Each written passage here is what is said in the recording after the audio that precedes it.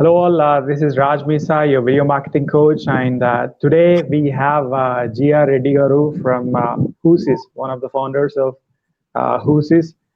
So if you would like to get HR enabled, he's one man. So he's not the Iron Man of India, but he's the HR man of India. So GR, thank you so much for your valuable time and for accepting this particular interview series. Could you please let us know about yourself, your journey from, I wouldn't ask from KG to PG and the current HR because who's is enabled as in HR enabled. I know it's been more than 25 years of journey, probably doing business. But in short, after your studying, probably be it LLB or be it graduation, what was the first job you attended, or just give us in a brief about yourself, sir? Okay, so I think many of them wouldn't know the small little interviews and odd jobs that I would have done much earlier in my life during college and all that. Of course, I was. I think the first job was instructor in a type institute. So that's how we started anyway. While I'm actually in the college, early morning 5 o'clock, you go, you open the shutters, and then help because I used to type the fastest, about 125 words per minute. That's the speed I used to have. So kind of I become an instructor, a small job. But yeah, after graduation and post graduation, I started my career back in Rajasthan, most remote place in Rajasthan, which is called Husys Consulting. And then I worked in Delhi North.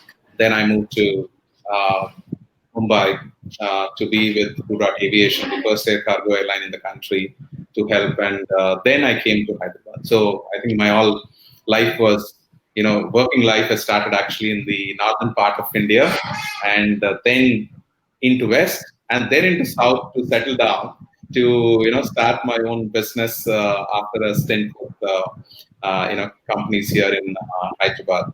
So, and always I feel that the basic ingredients of HR always been from my Hyderabad times, where I grew up in the original part of the city. I don't call it the city, so it is an original part of the city where your human relations are at the best, because just your next door neighbor or everybody is there to help. They're all a family. They're never a difference between who we are or which religion that we belong to. And I think that's the way I've grown up. So I think the whole seeds of HR actually started out. But with the exposure of being in the north, being in the west, I think was very, very useful in terms of understanding India, not just as what in down south. India is very, very diverse in terms of the diversity that you have in north, west, and east and south. So I think that was one of the very, very important aspect of growing up myself as an individual. And also, I think that's the skill that we know, that it's all about people. Doesn't matter which part of the country or which part of the world that they belong to. But I think our connecting was one of the very key aspects that I always enjoyed, and I'll continue to do that. Okay, that's awesome. In fact, it's been a roller coaster ride in the world of HR, I guess. Human resources is a universal concept, and I totally love your LinkedIn title, which says Building International Partnerships. So, GR, could you please tell us, in case if somebody needs to attend their first job interview, I totally get in the Facebook Messenger, as we were chatting, we had a couple of messages, we interacted, as in we exchanged, and you said instead of a job, if we could build a startup ecosystem, that would be an awesome thing. Helping the students to build or scale up, probably just to start their startups. But what do you suggest to the people who are trying to get jobs or trying to crack their first job interview? Or what do you suggest to the people who are trying to establish their startup? Okay, so first thing, getting a job, I feel, I think I have written a book earlier on called First Job, which more talked about the trauma that an HR manager goes through, which actually people feel that, attending an interview with an HR manager itself is stressful. as though that they are stressful. I think I focus there that the HR guys are under stress. When you're actually going for an interview, because by then he would have Really? actually met 100 people, and we always, in the back of the mind, we beg, Arey, at least let this guy be selected, let this guy be selected. I think that is a bloody situation that we all fall into. And then people think that going for an interview was, very tough because, they are under stress. So the title of that was First Job, Help Me to Hire You. So it was actually like, more like, you must understand and appreciate the trauma that an HR manager goes through, so that you make a little bit of preparation. I think you will be selected. So getting a job is, I think, is the least thing that I feel in this country. In case if you are truthful to yourself and explain yourself very well, during the course of interview. And we all know that interview is not an 100% tool to actually assess their judgment. It is only just a an ability of you to think whether can this be guy fit into. But most of the time we look for attitude, right? That's the only thing that we do. And now what I look at going forward is that there's a lot of has emerged over a period of time. I think why not student can do it right now. Never. Otherwise, what happens is, this is my measurement. Today, if you start up, there is nothing to lose. Okay, so 100%, you can take risks. What happens if you get the first job? Unfortunately, the addiction called job, I always say it as an addiction. And the moment you get that addiction, you have EMIs follows you. And that means that you are, packed for, a couple of, years. So I think that is where the whole ecosystem that you need to understand, that why don't you start now? Because you are 100% free. There is nothing which bothers you. Even if you fail, nothing you're going to lose. But one thing I can guarantee any one of them who are hearing this conversation is, first job, you try your first startup or whatever, you fail, you will get a job. Because I think people will look at the risk-taking ability and you try to do something. I think that is a proof for a recruiter to actually choose you over rest of them who finished graduation with 100% of the marks. I don't know how we get 100% of the marks, but they get it. So it's not just about the percentage of marks, but I think how did you apply your knowledge, or maybe your ability to communicate, or the innovation or creativity that you have inside. At least even if you fail, you tell the potential employer that you actually have tried and failed. I think organizations need people who will try irrespective of the challenge that they go through. I think so, it makes much easier. And that's where I say the case for 100% you should start now. The moment you get your first salary, it goes by 50%, your capability comes down. So that means and you get the EMIs, etc., 50% down. But now, if you also get married another 2-3 years, even that dies down, unless you have to be the most luckiest person like me in the world, where your spouse believes more than you. So, will you be leaving it for a chance? That is the question that I will have for, students if they don't want to start up today. Okay, that's awesome. That's quite inspiring. In fact, I would love to see your daily 1-minute series on building the startup ecosystem. In fact, you can do a lot more. So just like TED Talks, because I've seen you at various events as well. Just like TED Talks, we have Ink Talks, we have so many talks, Josh Talks. We have various talks coming up. So I was considering, I thought, why not start HR Talks by leveraging the technology? And I thought, when I was thinking about HR, it's always Husys is the brand which comes into my mind, because maybe I've seen most of your team members at various events, probably the ones with the T-shirts, and the recent, probably it could be because of the recent team jump which is there, as in there is a huge, all of your team flying in the air, just like the stars in the sky. Probably that reminded me of the Husys brand out there. So I always had you in the mind when I got this thought of HR Talks, and I googled. There's nobody in the world, not in US, Canada, or Australia, or European market, there's nobody who started HR talks as of now. I just Googled it and I checked. There are a few Doc Talk series, as in doctors doing talks. Doc Talk is like Doc Talks Live. There are a few web series of only doctors, cardiologists, or few doctors talking about what it takes to um, continue their conversation in the healthcare. But when it comes to job, or we can, I don't know, probably you can do various campaigns of job talks or startup talks or building your own company in the college. Probably you can name anything. Once you sit with your team, probably even if your team, though if they are not in office, if they are available on mobile phone, probably we can brainstorm, or you can brainstorm and continue using this particular technology to work around. So I totally love the explanation which you had given with respect to what it takes to crack that first job interview, or what it takes to build the first company. So my next question for you, GR, is when we talk about strengths and weaknesses, because I'm creating this complete video on this particular interview on video resumes. So we just wanted to let you know how you cracked your first job. What did you say about your strengths or weaknesses? Probably the first high-paying job, I would ask you. Not the consulting business, not as an entrepreneur.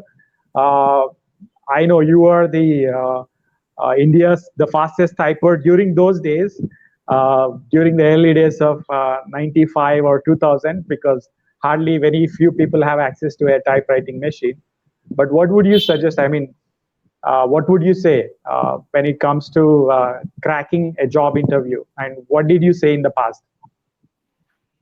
So I still remember actually one of the first best job that I got, and the question that he asked, if he has the unions, because it was HR interview. So about the unions, if they want to go on a strike and all, what do you do? I still remember, one Mr. Bora, who actually interviewed me way back in '91, and I believe the job that I got was because I said, see, while going on a strike and all is an act of reaction for any one of the workers in the plant, but I would really like to focus on actually building a relationship around them, and then look at exactly what is the situation, and then try to help convert that into an opportunity to discuss a little more, and make some sense about the business. I think this is what the answer probably I would have got the first job in in a manufacturing company in Rajasthan, and then that was a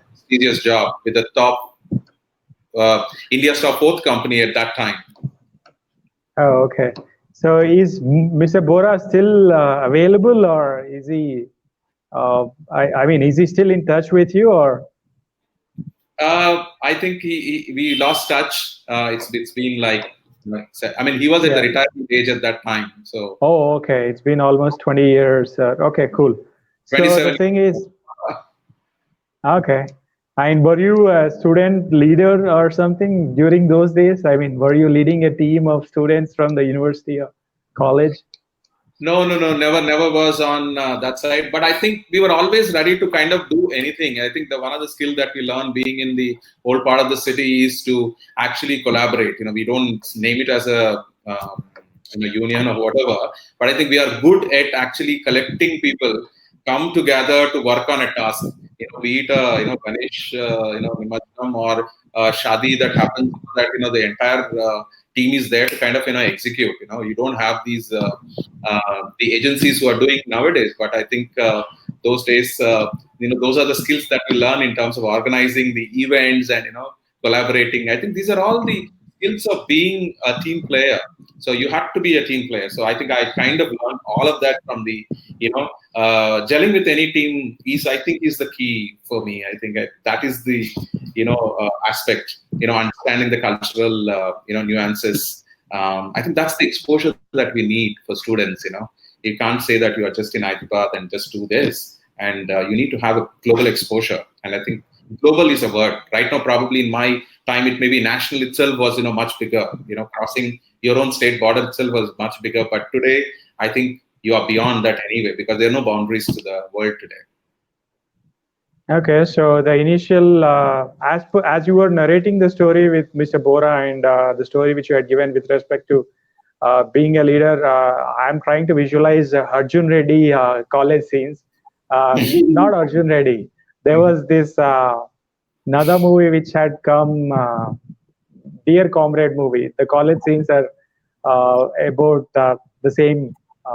So that's great. That's awesome. So in case if somebody were to ask about weaknesses, because when it comes to strengths, everybody knows to talk about their strengths. They say when it comes to Indians, they say they're very patient, they're very hardworking. But when it comes to weaknesses, I've seen many people face challenge. So if somebody had to ask you, what are your weaknesses? Or if there is an HR person out there who is asking this question, what are your weaknesses? What is the best way to answer that, Gia? See, I think knowing weakness is actually one of the biggest strengths. So I think that is where they should really start off. Saying that how do you put it? What the weakness into a strength for an organization. I think that is what is important. What is your weakness? My weakness is, let's say, is networking is a weakness. So probably use strength as a weakness to kind of impress anyone. I'm sure it gives the message. Okay, that's a good one.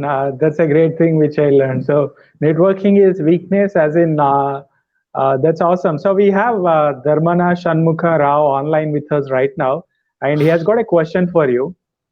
He says, what are the key elements for an employee to succeed in life?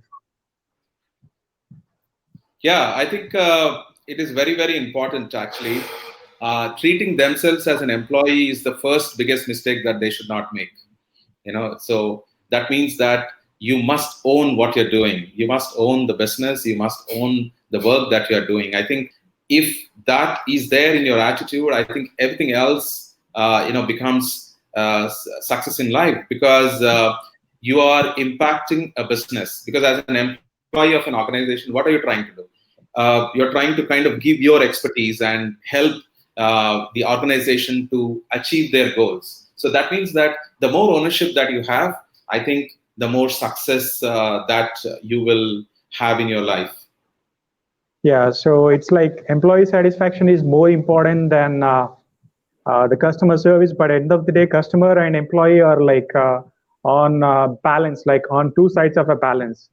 I would say like they're, I don't know what do we call the device, like as you've been into law, there's this device which holds just like the weighing machine. Balance, So it yeah. needs to be balanced. So the customer and employee always should be balanced, and it's always the boss or the manager, or it's the leadership's role to balance so that both are happy at all the time. But thank you, Dharmana Shanmukhrao, for that question.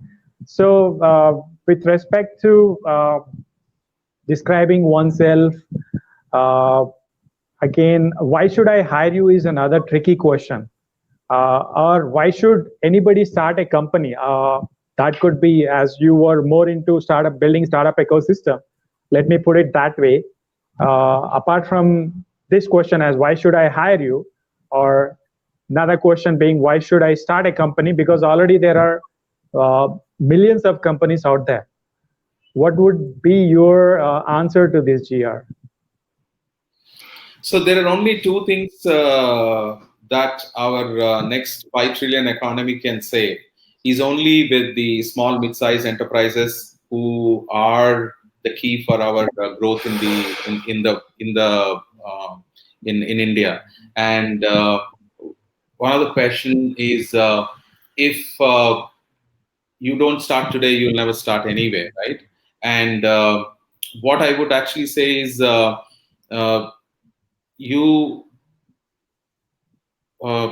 I lost my words. I'm sorry. Just come back again, That's Raj. right. Yeah, if you don't start now, you don't start anywhere. Probably you don't start at all. So it's like the question is, why should somebody start a company? Why should somebody start up, or why should, in case if somebody is approaching a job interview, why should we hire you? What is the best way to uh, answer this question, or what is the best way to show this in actions? Why should anybody start a company when we have millions of companies already out there? Yeah. So on the first side, it's a stupid question to ask, why should I hire you? Okay. So I don't believe in that question, which means that the interviewer is not ready, or interviewer doesn't know that how to question. Because Oh, interview okay. is not questioning. Interview is all about understanding the strengths or what core of that employee or whoever is the recipient, and how can I use their skills in my organization, which will complement. Okay, rather than why should I hire you is like a stupid question for me. I would never ask that question, why should I hire? Because it just puts in defense, and best of the guys you will lose. So I'm going to warn somebody who's asked this question that don't ask this question, because you may lose somebody who may be potentially a very good guy who's going to transform your organization or maybe make change in your organization. That's the first answer I would have.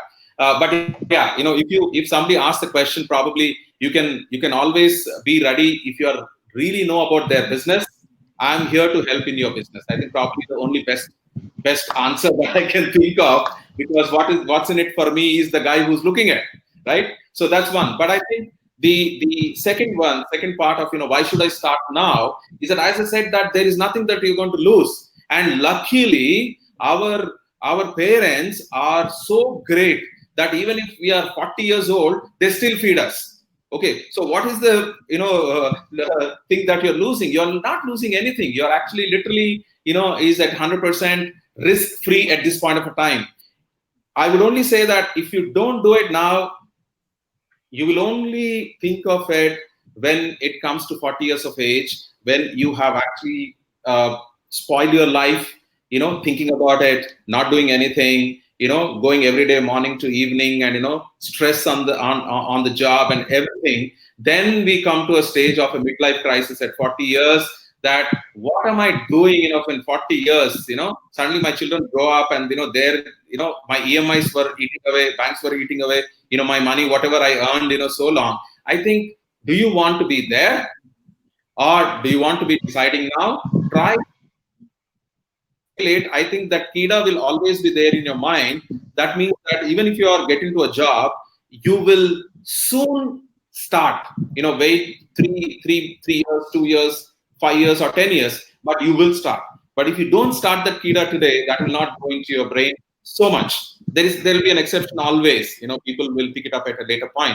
But I think for me, when I started, I know that probably in my time, I knew that 10 years hence, I'm going to start. That's the first thing that I had in mind. But today, that 10 years has no relevance. In 10 years, probably you would have started some 10 companies. That's how the environment today. So that's my argument why you should start today. Okay, that's I totally agree with that, because the world is moving faster, and everybody says they are into more of AI, using AI, probably into machine learning and data science. There are huge job opportunities, but again, apart from job opportunities, there are also equal opportunities for being a CEO or for starting a company, as you say. And I totally sync or echo with what you just said. When it comes to, I've attended one of the hackathons at T-Hub, and the people who are coding for 8 to 15 hours at a stretch, right from morning till evening, they don't have good communication skills. They can't express properly, but they're amazing with coding. So when, as you said, it's a stupid question to ask, why should I hire you? Because the HR person may not have done enough homework on the person. Because probably somebody who's into .NET or coding, he cannot express himself, but he's very good with keyboard, as in he's very good with writing scripts. I've seen them practically, and that just synced as you were giving answer to that. So I totally agree with that. And So I have one this thing. I think that is a problem. When you actually have HR people interviewing, they only ask questions. But imagine if you were interviewed by a business owner, this stupid question will never come. Oh, okay, yeah. Probably a successful business owner who thinks in terms of long term, as in people who look at person or a resourceful person as an investment to the company. He wouldn't think about asking for the reasons, probably looking at the short-term results. So hiring somebody, or probably, I guess it's a tricky question, but as you said, again, you have more experience than me, because you definitely might have interviewed thousands of people, because you come from the HR continent, I would say. So of these 7 or 8 continents which are there, probably I'm very bad with general knowledge and all. But HR Ocean or HR Planet, so if there is another Chandrayaan 2 or Chandrayaan 3, that should be only to the HR Planet, which is again to the planet of Husys for sure. And I'll wait to see lots of content, because I would love to monitor the social media profiles here, be it Facebook, LinkedIn. I call it the iFly methodology. That's Instagram, Facebook, LinkedIn, and YouTube. So I would love to see anybody who's helping in the ecosystem, be it in the startup ecosystem, or be it helping other people to be empowered. I try and reach them in the best possible ways, because I worked with Hewlett Packard for close to 5 years. But at times I feel I started doing something which I love the most, be it doing videos or be it into photography, because it doesn't take much effort for me, because this is what I've been doing for almost 12 to 13 years. So though I worked with Hewlett Packard for 5 years, I know the kind of work which I've done with HP Bangalore. So one last question which I have, GR. It's been close to 26 minutes. I thought I'll take hardly 10 minutes, but talking to you, time just flies. I know it's not like 26 minutes so far. Uh, be it HR, or be it the person who is starting a company, or be it the interview or interviewer, how do you handle pressure and stress in this uh, smartphone or digital addiction series? As in, everybody is addicted to digital devices. How do you cope up with the pressure and stress of uh, devices, digital devices? Because we are living in the age of entertainment, we are living in the age of distraction. Everybody wants that tiny entertainment module in there. How do you cope up, and what is your message for people to handle this pressure and stress? Okay, I think many of the groups I'm always part, but just that when I need to reach somebody, not necessary to read and waste all the time in the junk. So my kids ask me generally that, hey, there are about 1,500 or 1,600 unread mails. I said those are all unread, because they're all on the group. People do. I don't follow anything if they don't comment on the thing. Why I should see that video or a message? Otherwise, nothing is downloaded, nothing is seen ever. That's the first thing that I do. And secondly, I make sure that I don't see it often, every 1 hour or maybe 2 hours once I check. So I also, whenever I interact with people, don't expect me to kind of answer immediately that, always I'm waiting for you to respond to you, because this is something very important, because you can't be just, inside. But definitely I do look for, the content which is more useful, more meaningful, and also any of the content that is being posted by others, can we make it more impactful?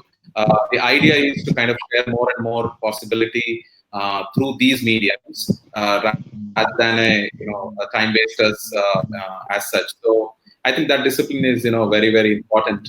And maybe people once they get to a peak of stage of the usage, probably it will start coming down, or maybe even the ailments that are coming along with it itself is going to be bringing them down for sure anyway. But I think I see that people are getting now uh, uh, they are understanding the impact of these things, especially the kids who are passing out of the colleges right now. So I think, but again, I would always say that this social media is to help you to get connected to the world, that the way that you are, and also be truthful all the time, and make sure that your reputation. So this is basically a reputation saver, for you. So you must use everything and anything for the correct representation of yours. So whenever I kind of post it, I learned it from my work experiences, that whenever I kind of used to write it to all employees, as a one mail or something, I read it 10 times. And then I asked actually a couple of random sampling guys to come and just read it. What did you understand before I post it? So even usually now in the social media, it's the same thing, because actually you're not just only to the employee but to the whole world. So I kind of cross check, with my kids, because they are the best critics, and especially the language, their language is different from others, but what did you understand? Did it make any sense? I asked before I posted. So everything probably you will see my posting would have been filtered by a third party who understands what I'm actually trying to say. So that's the way I kind of make sure that the usage is effectively creating an impact for yourself.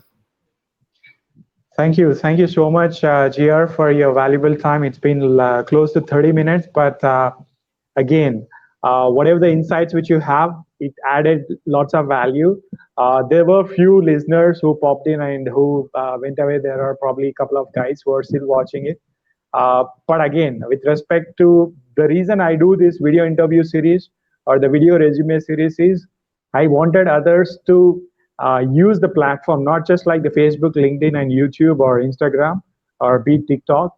Uh, as everybody is living in this age of entertainment, I wanted them to build up for building their career, probably be it career growth or be it building that ecosystem. Uh, but again, with respect to the insights which I had given with respect to being truthful, the kind of reputation which we follow, and showing the integrity and being social. So the engagement really matters, as you said. I completely agree with that as well. So we are living in the social world. If we are not socializing with each other digitally, apart from being offline, many people just see what others are doing. Many of them are passive readers or monitors, as in they don't create their own content. Just by being a blogger, just by being a publisher, when you publish something, be it an article or be it a video, you get to learn more about the other people. And I would love to see Husys series or HR talks or probably whatever you can come up with your team.